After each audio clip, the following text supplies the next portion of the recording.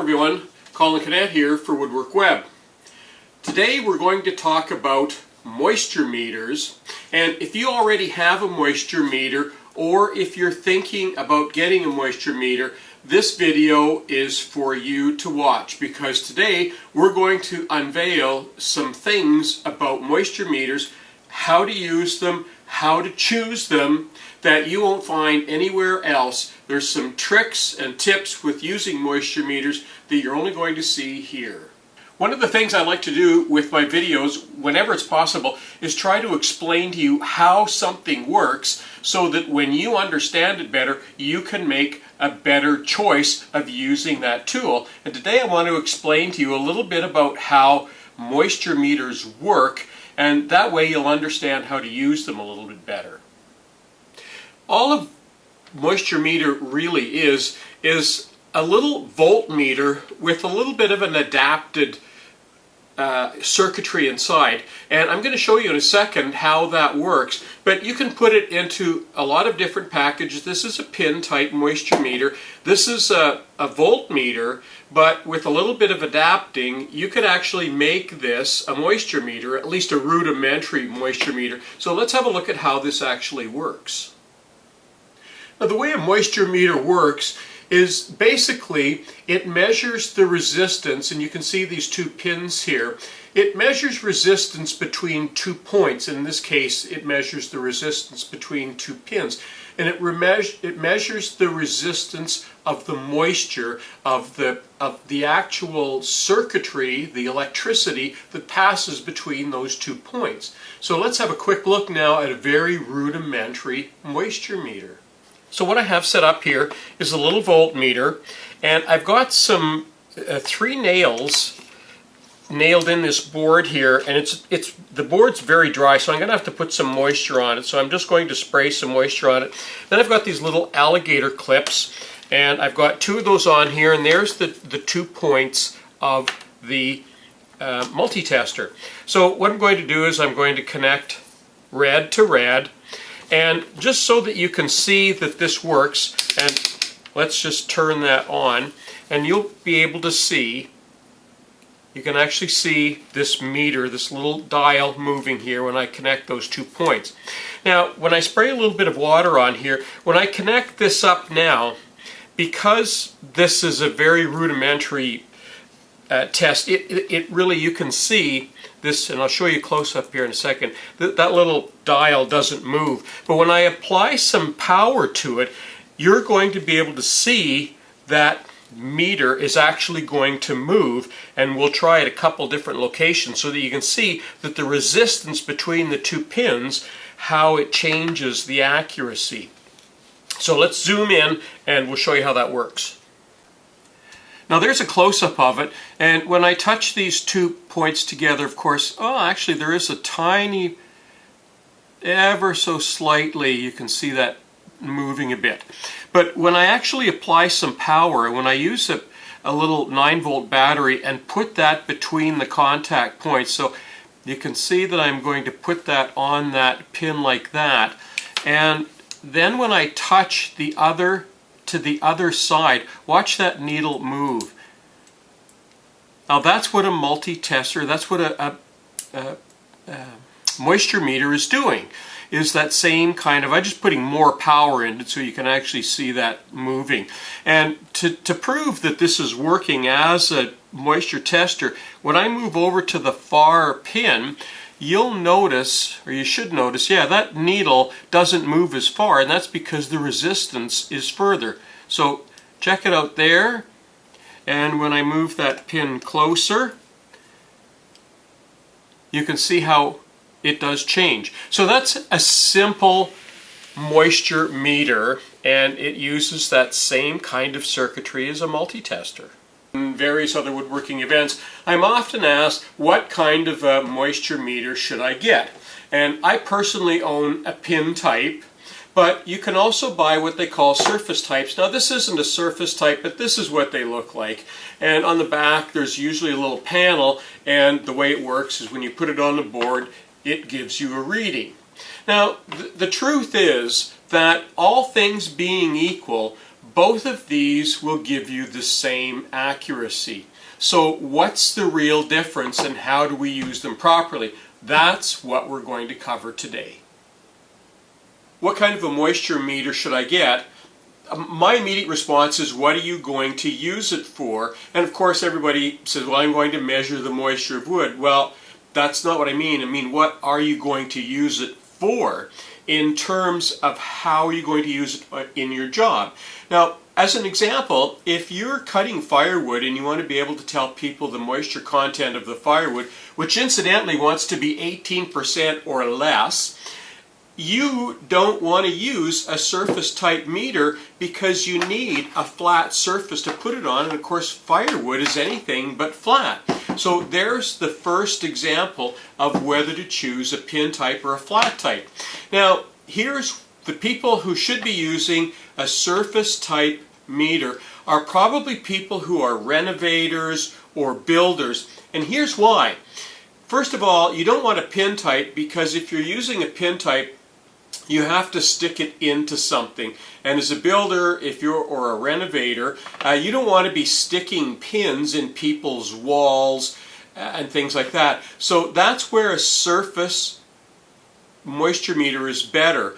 But even more than that, because a surface moisture meter is reading sort of inside the wall. So there may be moisture inside the wall that you're measuring that you might not necessarily get with a pin type, or with a pin type you'd be sticking holes all over somebody's sheetrock, whereas with this, if you've got a leak or something somewhere in a house, in a wall, if you feel that there's some leak either on the inside or the outside, you can often use a surface meter to go around different areas, measure different areas on the floor. You can measure it on the walls and the ceiling without putting a bunch of holes in. So that's where a surface meter is best. Where would you use a pin meter? Well, pretty simple. People who are doing woodworking probably want not more accuracy, but better detail of wood. And I'm going to show you that in a second. Better detail of wood. So in this case, you actually do have to stick it into the wood to get a better reading. Now, probably some of the most critical are the people that are laying hardwood flooring. For hardwood flooring, I understand the moisture content needs to be very, very accurate, depending on the hardwood floor that you're installing. And for that, you want to be measuring a few different points of several different boards, and in many cases a pin type is probably going to be more accurate for the type of work that you're doing. So it doesn't matter whether you already have one or the other. The point is that now you understand how to use one or the other. So if you're a woodworker and you have a surface meter, that's just fine, but be aware how deep the moisture meter is going into the wood.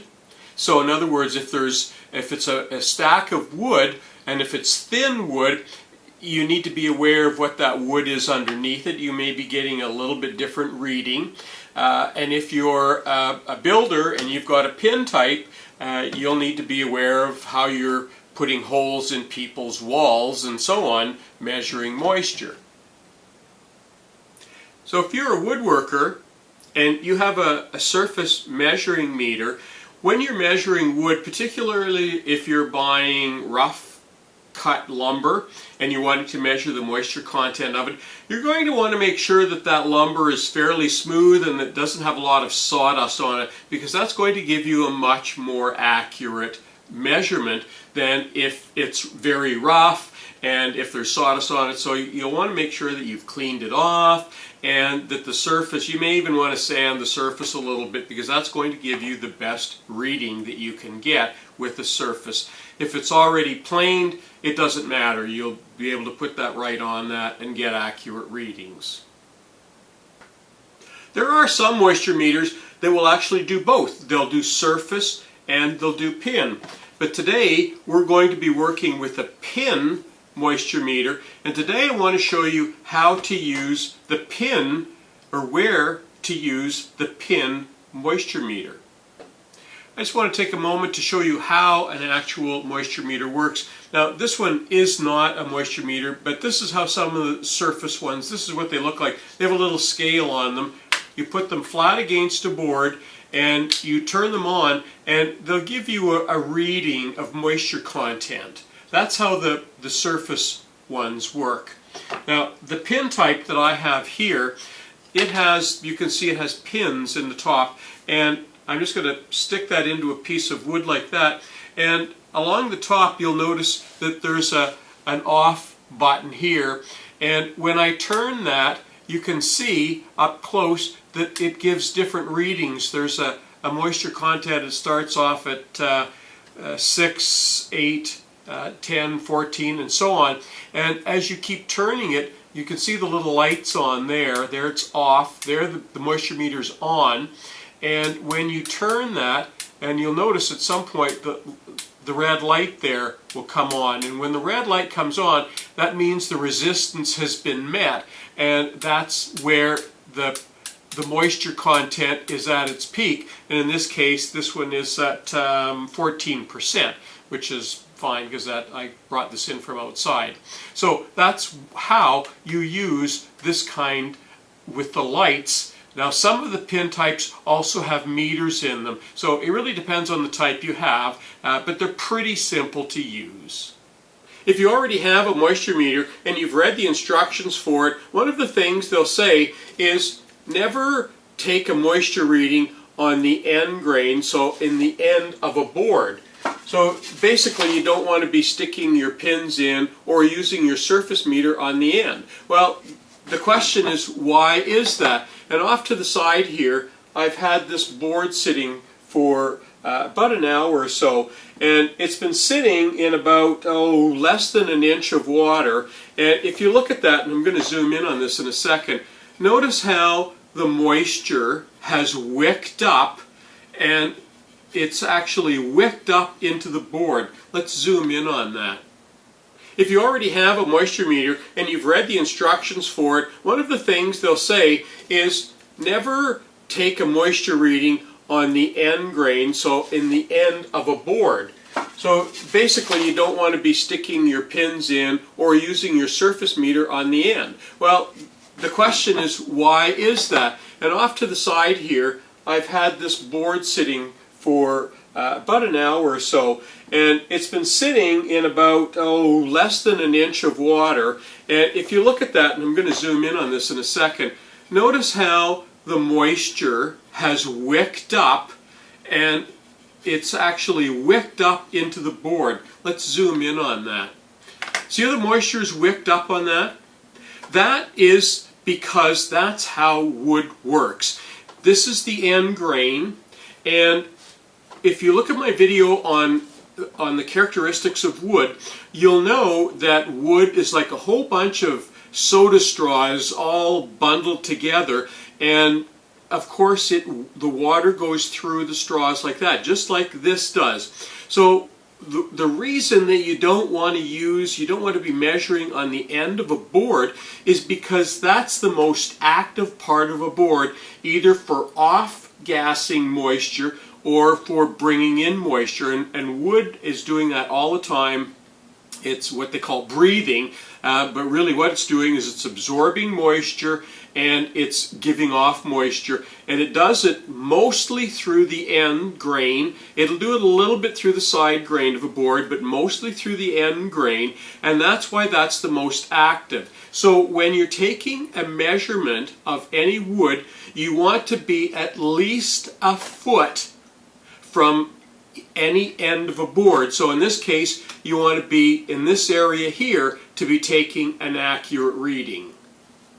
I've had some woodworkers tell me that they don't want to use a pin type moisture meter because when they go to the lumber store, they don't like them putting pins or putting holes in boards. And I can tell you, I haven't done it a lot of times, but I always take my moisture meter, and if I'm ever in question, I will ask them at the wood store if I can check for the moisture, and I have yet to have anybody say, no, you can't do that.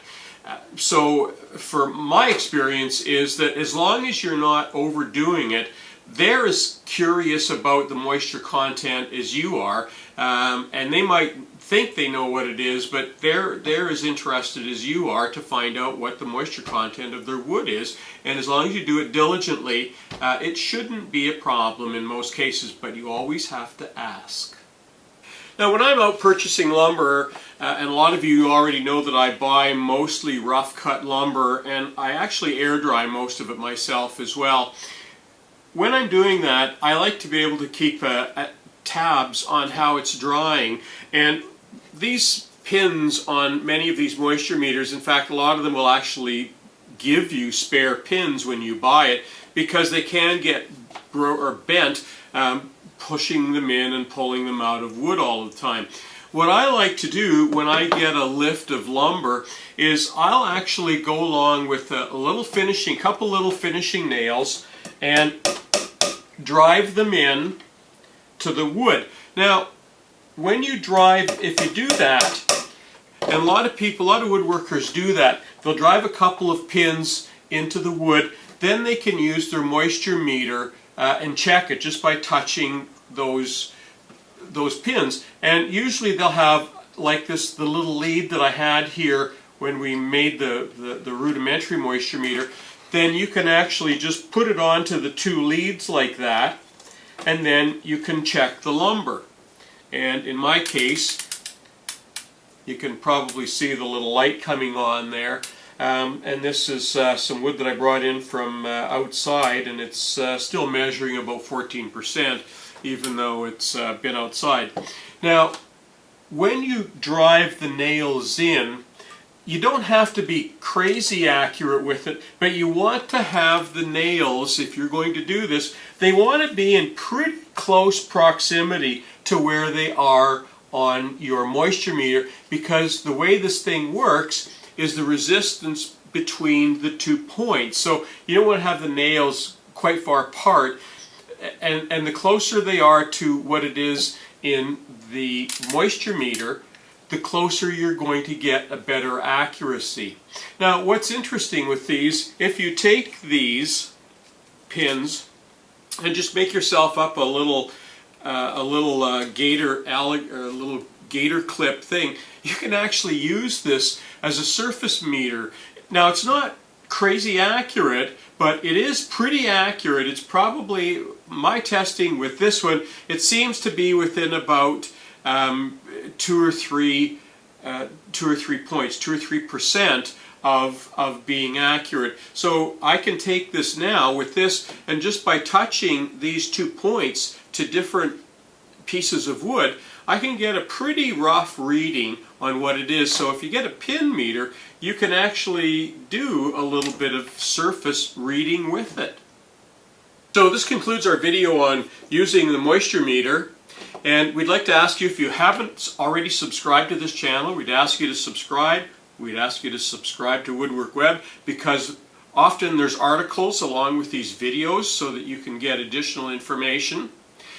But today I want to ask you one little favor. I'd ask you to email this program to one of your woodworking buddies. And the reason for that is there's so many people out there with moisture meters that they could use this additional information to get better readings and better use out of the tools they already have. So it's pretty easy to do that. You sign in, you go to share, which is just underneath the video here. There's a link there for email. You just put their email in there. You can even put a little bit of a message in there, and then click that and send that off, and you can share this with a lot of your friends. So, for WoodWorkWeb, I'm Colin Canet. Thanks again for watching.